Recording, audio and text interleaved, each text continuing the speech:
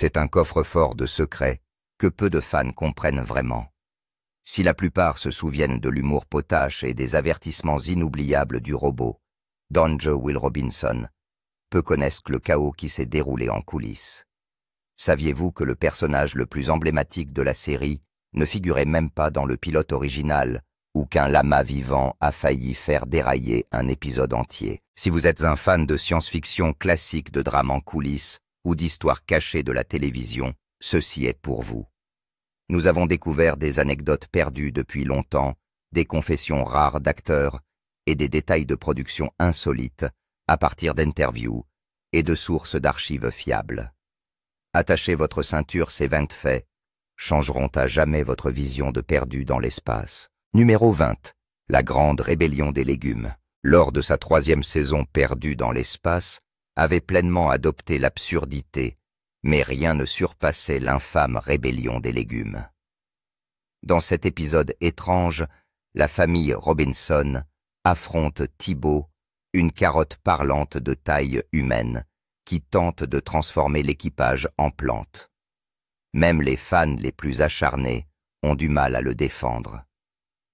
En coulisses, le scénariste Peter Packer aurait été tellement gêné par le script qu'il aurait essayé de le cacher aux acteurs. Jonathan Harris, avant le tournage, comme si une carotte humanoïde ne suffisait pas à l'équipe de production, avait initialement prévu d'inclure un lama vivant dans l'épisode. Cependant, le lama n'a cessé de cracher sur les acteurs et l'équipe rendant le tournage impossible. L'animal a rapidement été supprimé, mais le mal était déjà fait. L'épisode est devenu tristement célèbre non seulement pour son intrigue surréaliste, mais aussi parce qu'il symbolise les extrêmes créatifs atteints par la série. Cet épisode a été diffusé une semaine avant la série. Enfin, certains fans et critiques pensent que son caractère exagérément ridicule a pu contribuer à l'annulation de l'émission. Que vous l'aimiez ou que vous vous en moquiez, The Great Vegetable Rebellion reste l'une des heures de télévision les plus étranges jamais produites. Si ce détail vous a paru inattendu, la prochaine vous fera tout remettre en question. Numéro 19. Dr. Smith n'était pas censé rester Dr. Zachary Smith, l'ignoble saboteur lâche, et maintenant une icône comique. N'était pas censé durer dans la famille. Il n'a jamais existé dans le pilote non diffusé de Lost in Space, un personnage conçu par la suite pour prêter conflit au voyage des Robinson, avec un œil pour être le plus unidimensionnel des méchants, dont la trahison enverrait la famille hors de la trajectoire.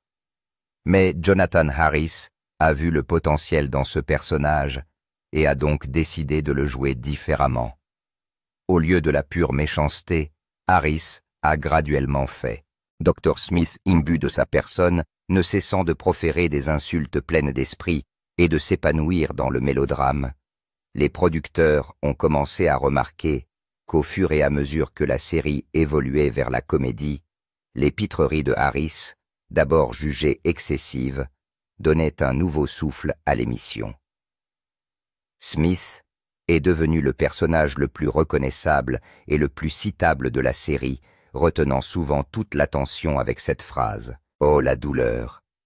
Le succès de sa transition non caractéristique vers le comique a été tel qu'il a redéfini l'identité même de la série. À l'exception de la nuisance du Dr. Smith perdu dans l'espace, aurait disparu depuis longtemps. Numéro 18. Le coup de force de l'invité spécial. Jonathan Harris n'était pas seulement intelligent dans sa façon de jouer. Dr. Smith. Il était tout aussi avisé en coulisses. Lorsqu'il a rejoint Lost in Space, Harris a fait une demande audacieuse, au lieu d'être listé comme un membre régulier de la distribution. Il voulait être crédité en tant qu'invité spécial. C'était très inhabituel, surtout pour quelqu'un qui apparaissait dans chaque épisode de la série. Mais Harris pensait que cette étiquette ajoutait un sentiment de prestige et d'unicité à son rôle.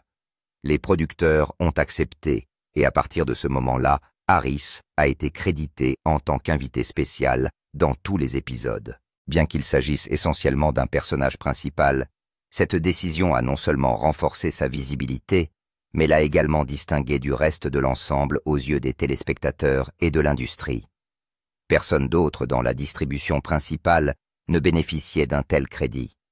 Ce titre a donné à Harris une certaine influence et a renforcé le personnage qu'il avait façonné à l'écran pour le Dr. Smith, un personnage qui se croyait en quelque sorte au-dessus des autres.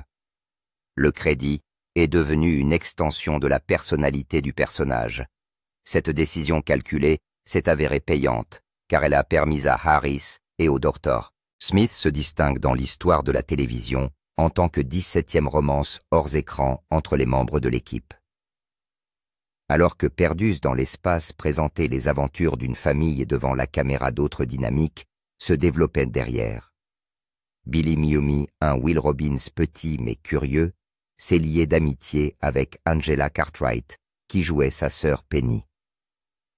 L'amitié s'est transformée en romance au fur et à mesure qu'il grandissait. Au moment où Mooney s'est vu offrir un permis de conduire Cartwright et lui sortaient sérieusement ensemble. Leur relation a duré plusieurs années, longtemps après l'annulation de la série. En fait, ils se sont même brièvement fiancés, ce que peu de fans savaient. Il s'agissait de la première romance sérieuse pour les deux, d'autant plus qu'ils ont pratiquement grandi ensemble sur le plateau. De plus, même s'ils ont fini par se séparer, Mooney et Cartwright sont restés des amis proches au cours des décennies suivantes. Ainsi, la romance en coulisses a donné à leur chimie à l'écran un peu plus de substance dans ce mélange. Il s'agissait d'une rivalité fraternelle sans fin, qui était parfois influencée et propulsée par une relation réelle et naissante hors de l'écran pour tous les vaisseaux spatiaux et les monstres de la série. Cette histoire était l'un des rares moments d'émotion humaine authentique de Lost in Space numéro 16 Smith, et le robot manquant dans le pilote, le Lost in Space, dont la plupart des fans se souviennent, n'était pas la version que les producteurs avaient présentée à l'origine dans le pilote non diffusé intitulé No Place to Hide, pas de place pour se cacher. Il n'y avait ni Dr. Smith ni robot, deux des éléments les plus emblématiques de la série. L'histoire se concentre uniquement sur la famille Robinson et le major Don West qui s'embarquent pour une mission dans l'espace. Leur voyage a été perturbé non pas par un sabotage, mais par une tempête de météorites qui les a fait dévier de leur route. Cette version originale était plus terre-à-terre et plus sérieuse, manquant du flair campy qui définira plus tard la série. Après avoir revu le pilote, les dirigeants de la chaîne ont estimé qu'il fallait plus de conflits de couleurs et de charisme, ce qui a conduit à l'ajout du Dr. Smith, qui saboterait la mission, et du robot, qui deviendrait à la fois un outil et un compagnon comique. Ces changements de dernière minute ont transformé le ton et l'avenir de la série. Il est difficile d'imaginer Perdu dans l'espace sans le drame de Dr. Smith ou le célèbre avertissement du robot Robinson. Pourtant, si le pilote avait été diffusé tel quel, le public aurait pu se retrouver avec une série très différente et peut-être moins mémorable. 15 perdus dans l'espace plutôt que Star Trek. Peut-être l'un des tournants les plus cruciaux de l'histoire de la télévision dans un geste audacieux. CBS a choisi de diffuser Perdu dans l'espace plutôt que l'autre série de science-fiction très différente, concept qui a été présenté presque en même temps que Star Trek.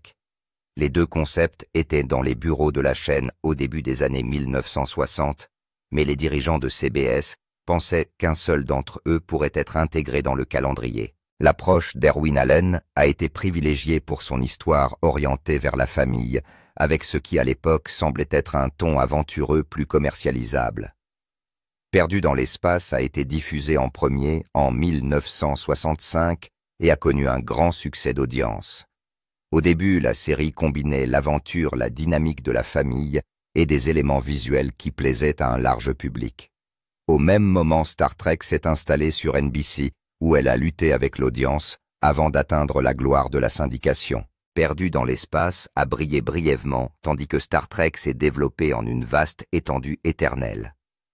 Rétrospectivement, l'une des questions les plus intéressantes qui se pose est la suivante: à quoi ressemblerait la science-fiction aujourd'hui si CBS avait mis Perdu dans l'espace à la poubelle et adopté Star Trek numéro 14. Le costume de robot coûte $70 000. Le robot de Perdu dans l'espace n'était pas seulement un personnage mémorable. Il s'agit d'une prouesse technique conçue par Robert Kinoshita, qui a également créé Robbie le robot de Planète Interdite. Le costume du robot B9 a été fabriqué à partir de fibres de verre et de pièces métalliques complexes. La construction du costume a coûté la bagatelle de 70 $, un investissement colossal pour une série télévisée des années 1960. En outre, le costume pesait près de 200 livres, ce qui en faisait l'un des costumes les plus lourds jamais utilisés à la télévision à l'époque. Le cascadeur Bob May a obtenu le rôle d'opérateur du robot pour une raison très simple. Il pouvait tenir dans le costume encombrant, mais le porter n'était pas facile. La visibilité, la ventilation et la mobilité limitée rendaient l'exécution des mouvements les plus simples éreintantes. May devait mémoriser tous ses mouvements avec précision et endurer un inconfort extrême pendant de longues heures de tournage. Dick Tufeld a enregistré les lignes du robot séparément malgré les difficultés. Le robot est devenu l'un des éléments les plus appréciés de la série. Il témoigne de l'ampleur du savoir-faire et des sacrifices nécessaires à la réalisation des rôles les plus inhabituels et montre comment un homme enfermé dans une coquille de 200 livres a contribué à définir une ère de la télévision de science-fiction. 13 vrais ordinateurs ont été utilisés sur le plateau. L'une des décisions les plus radicales prises par le créateur et le producteur de Perdu dans l'espace. L'intégration d'ordinateurs dans le décor du vaisseau spatial. Jupiter. 2, au lieu d'utiliser des maquettes ou des panneaux de contrôle en carton, a été une décision prise par Irwin Allen lors de la réalisation de cette série de science-fiction. Des ordinateurs Burroughs B205 ont été installés pour filmer les clignotements de lumière, les boutons et les surfaces épurées. Le Burroughs B205, un ordinateur réel fabriqué dans les années 1950 et 1960 et utilisé par les agences fédérales et les laboratoires de recherche, a certainement contribué à l'impression de réalité qui se dégage de l'aspect high-tech de la série. Il a été conçu pour la télévision, assez compliqué et moderne, mais certainement au-delà de ce que le public pouvait comprendre de sa fonction. Allen était connu pour l'attention obsessionnelle qu'il portait aux détails visuels, et cela prouve à quel point il était prêt à aller loin pour cette illusion. Pour fonctionner au milieu des voyages dans l'espace, ces ordinateurs n'étaient peut-être pas opérationnels pendant le tournage. Mais ils ont donné à Jupiter cet éclat immersif poli qui a distingué la série à l'époque de ses autres homologues de science-fiction. Il s'agissait ici du mélange le plus intelligent de réalité et de fiction. Le numéro 12 est basé sur une bande dessinée et un roman. Bien que de nombreux fans pensent que Lost in Space était un concept original, ses racines sont bien plus profondes. La série était basée sur la bande dessinée Space Family Robinson de 1962 qui racontait l'histoire d'une famille de scientifiques explorant la galaxie. Mais même cette bande dessinée n'était pas totalement originale. Elle s'inspirait du roman d'aventure de 1812. La famille suisse Robinson, un conte classique sur une famille de naufragés survivant sur une île déserte. Cette origine stratifiée signifie que Perdus dans l'espace était essentiellement une adaptation d'une adaptation. Irwin Allen a conclu un accord avec l'éditeur de bande dessinée pour utiliser le nom et le concept de la famille pour sa série télévisée, ce qui a donné à Perdu dans l'espace un pedigree unique. La bande dessinée comprenait des personnages supplémentaires comme un perroquet et un chien. L'idée centrale d'une famille échouée confrontée au danger et à la découverte est restée intacte. La compréhension de ce contexte donne une nouvelle profondeur au thème de la série, à savoir la survie, l'exploration et la résilience de la famille. Ce qui a commencé comme un roman d'aventure du XIXe siècle est devenu un drame de science-fiction du milieu du siècle. Preuve que les bonnes histoires peuvent voyager loin même dans l'espace. Le numéro 11 partageait le maquillage des extraterrestres avec Star Trek. À l'apogée de la télévision, L'ingéniosité était aussi importante que l'originalité, et Perdu dans l'espace n'a pas hésité à se faire aider dans la construction de ces extraterrestres. Certains des modèles d'oreilles pointues des extraterrestres vus dans la série ont été créés à partir de prothèses utilisées dans Star Trek. Bien que considérées comme rivales, les deux séries ont partagé un même cercle de production, comprenant des maquilleurs et des équipes d'effets qui ont travaillé en amont et en aval des studios. L'épisode Le Phare hanté mettait en scène des extraterrestres aux oreilles pointues, étrangement similaires à celles des Vulcains dans Star Trek. Au lieu de créer des moules entièrement nouveaux à partir de zéro, l'équipe d'handicapés perdus dans l'espace a fait des économies en utilisant simplement des matériaux provenant du département de maquillage de Star Trek. Il s'agissait d'une mesure de réduction des coûts à une époque où les moyens financiers et les tournages étaient très serrés. Cet aperçu éclairant montre à quel point les deux émissions concurrentes pouvaient être imbriquées. Il ajoute une connectivité inattendue entre deux noms géants de l'histoire de la télévision. Bien que les fans ne l'aient probablement jamais vu, les extraterrestres de Lost in Space portèrent des morceaux de Star Trek, ce qui en fait une sorte de crossover. Les fans qui ont prêté attention à la chronologie de la série ont peut-être remarqué une contradiction déroutante. Dès le début du voyage dans l'épisode pilote No Place to Hide, la famille Robinson lance le Jupiter. 2 dans l'espace, et la date est clairement indiquée comme étant le 16 octobre 1997.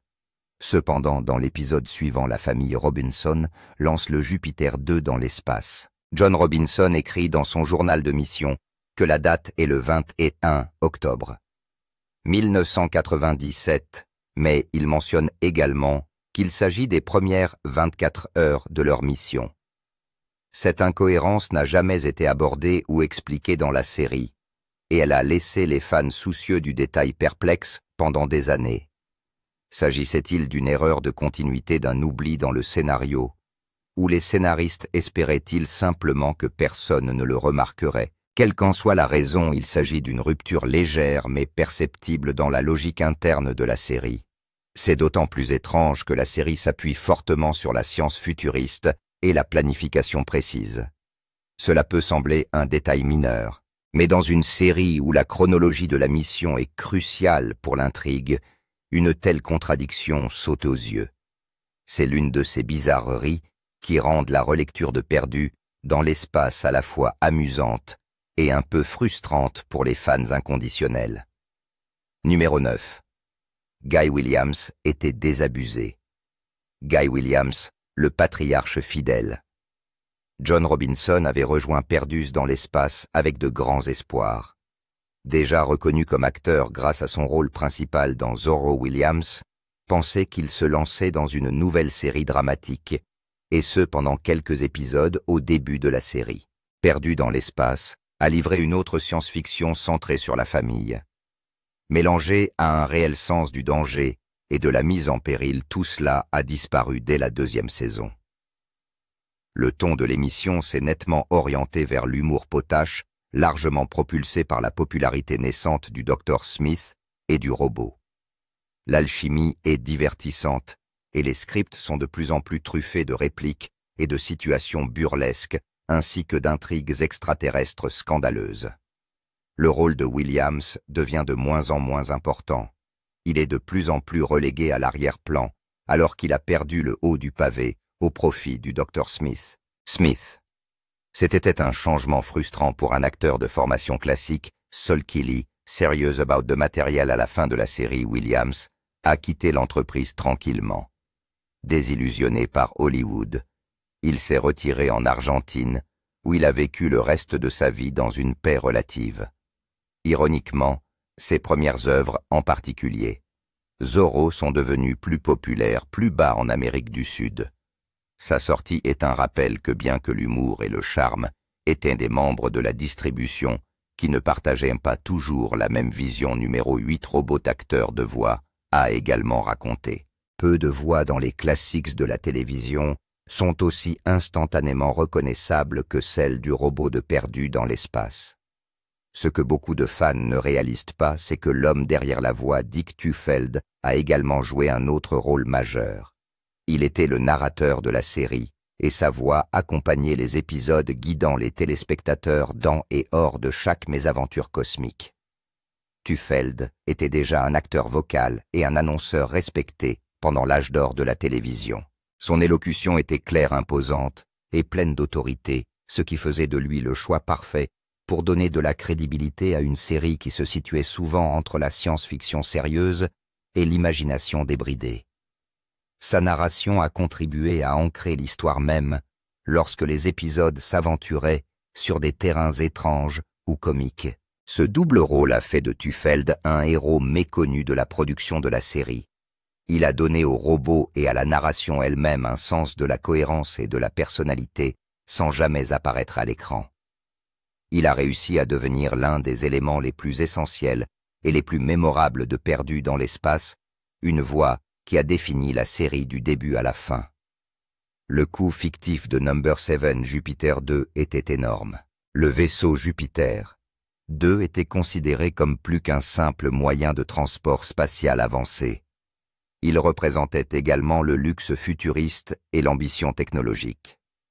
Par exemple, dans le monde de Perdus dans l'espace, la construction de ce vaisseau spatial a été calculée pour coûter la somme stupéfiante de 30 milliards de dollars.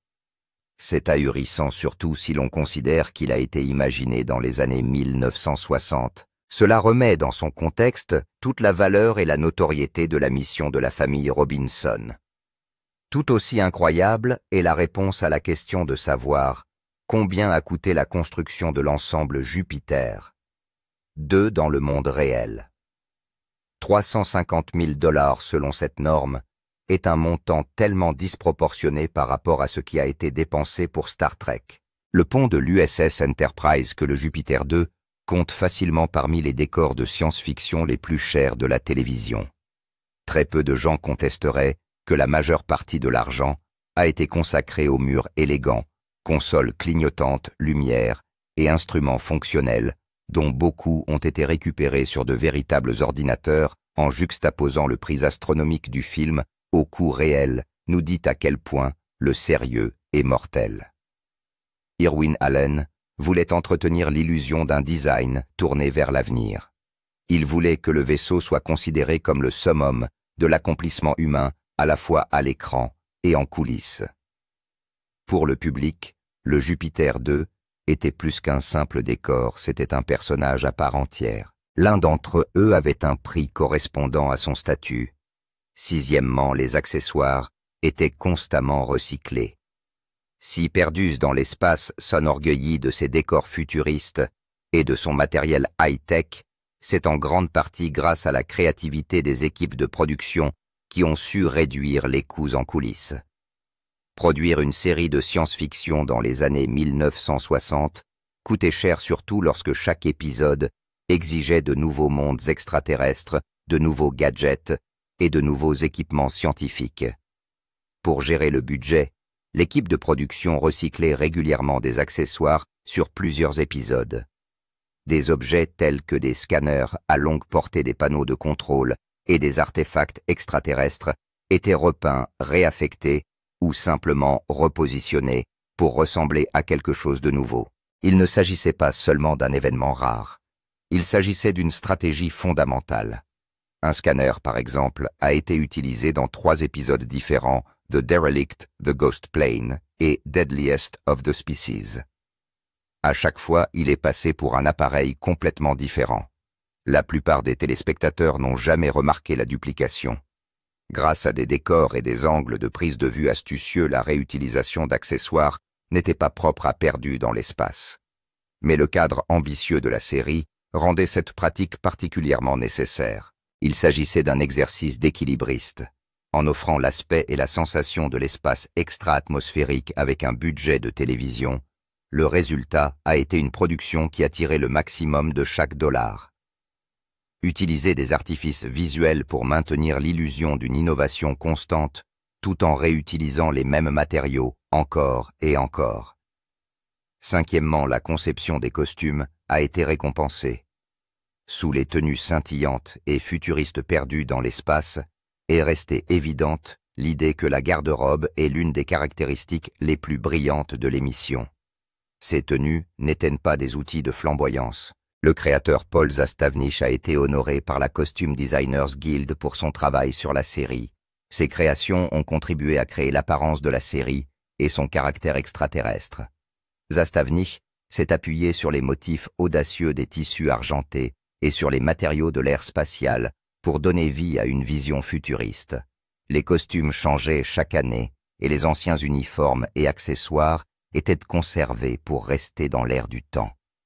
Les changements dans l'exposition de son travail ont donné.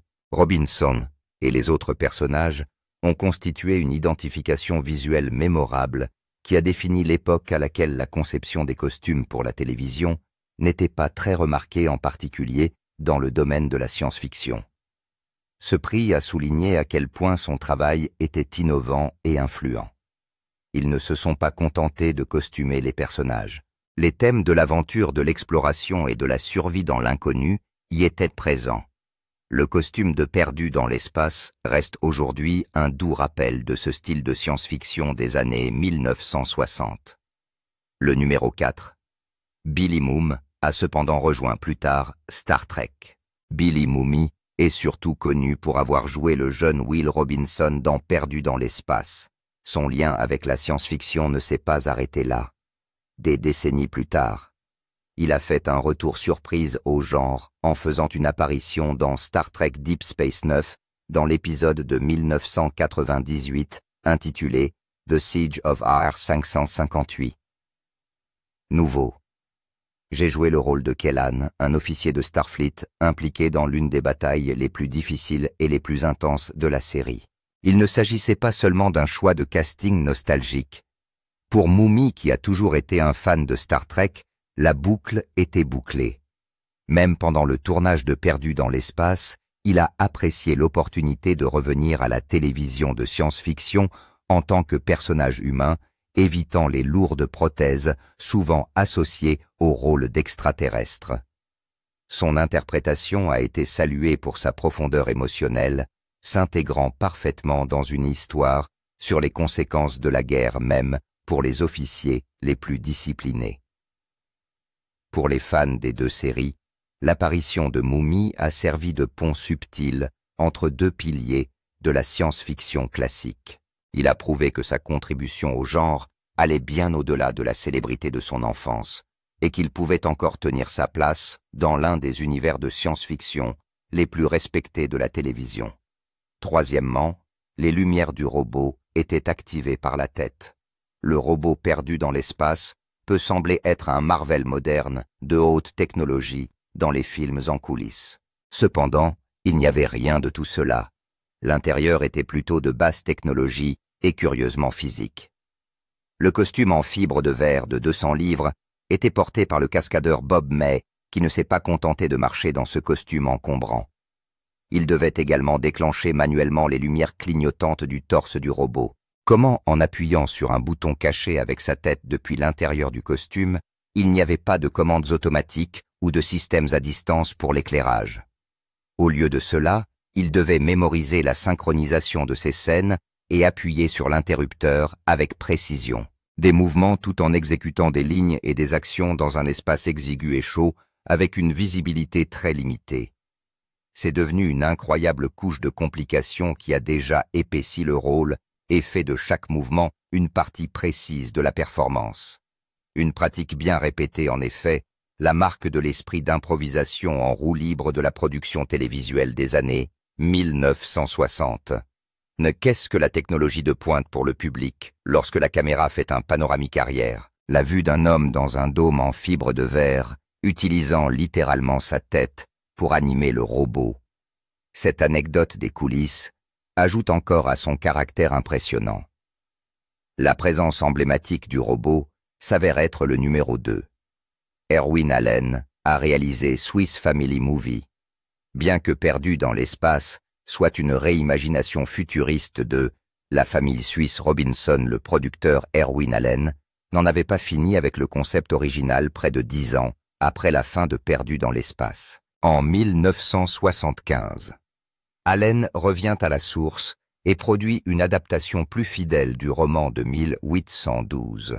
Il sort un film pour la télévision intitulé simplement The Swiss Family Robinson avec Martha Milner Williams et une jeune Helen Hunt.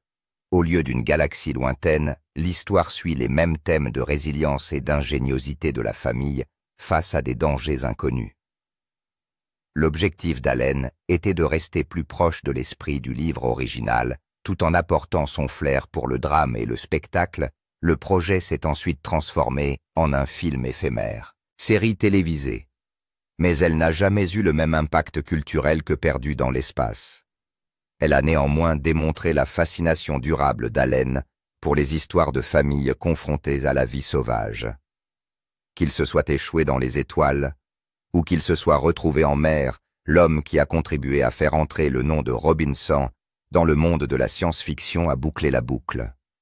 Ce qui rend ce projet encore plus intéressant, c'est la façon dont il a subtilement mis en évidence les différences entre les aventures. Les genres de l'époque, bien que perdus dans l'espace, s'appuyaient sur des créatures imaginatives des planètes extraterrestres et des scénarios de science-fiction à grand spectacle. L'adaptation de 1975 mettait l'accent sur la survie pratique. Il n'y avait pas de robots ni de gadgets futuristes. Il s'agissait simplement d'une famille qui apprenait à survivre en utilisant des ressources limitées et en travaillant en équipe de diverses manières. Il a renforcé sa capacité à réimaginer des histoires intemporelles à travers de multiples genres et contextes. Tenez bon, parce que notre premier choix va complètement changer votre façon de voir la série. La chanson thème numéro 1, composée par John Williams.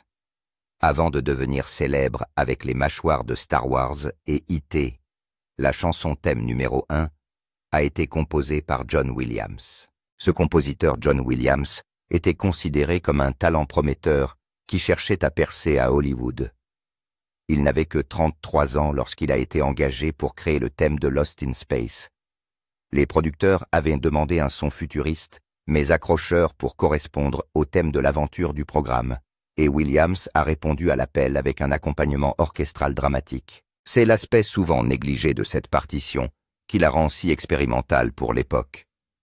Williams, contrairement à la plupart des compositeurs de son époque, a évité les minces signaux électroniques et a préféré ses grandes mélodies et son orchestration complète, signe distinctif de la carrière légendaire qui s'annonçait.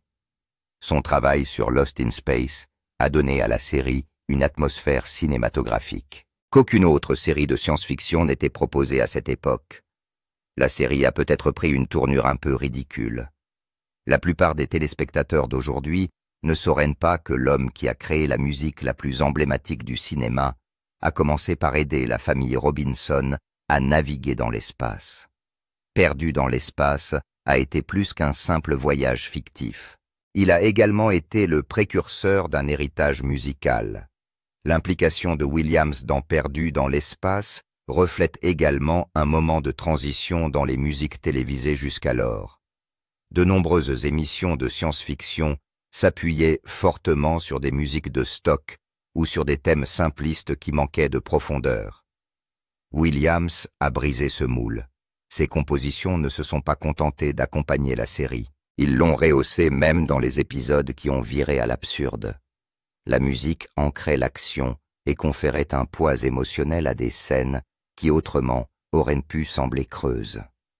Il est rare qu'une musique pour la télévision ait la gravité et la structure d'une suite cinématographique complète. Le thème d'ouverture lui-même a connu différentes itérations au fil des saisons.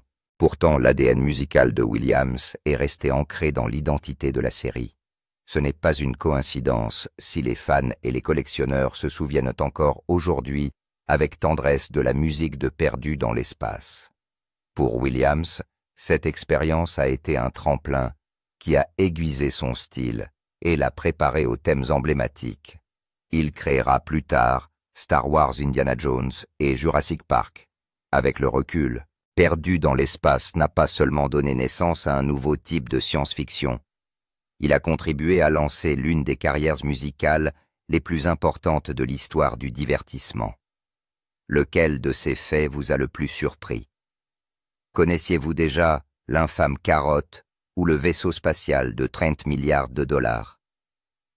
Faites-nous part de votre moment ou de votre souvenir préféré dans les commentaires. Si vous voulez d'autres vidéos de télévision classiques comme celle-ci, n'oubliez pas d'aimer, de vous abonner et de cliquer sur l'icône belle. Ne manquez pas notre prochaine vidéo sur d'autres émissions de science-fiction emblématiques que le temps a oubliées.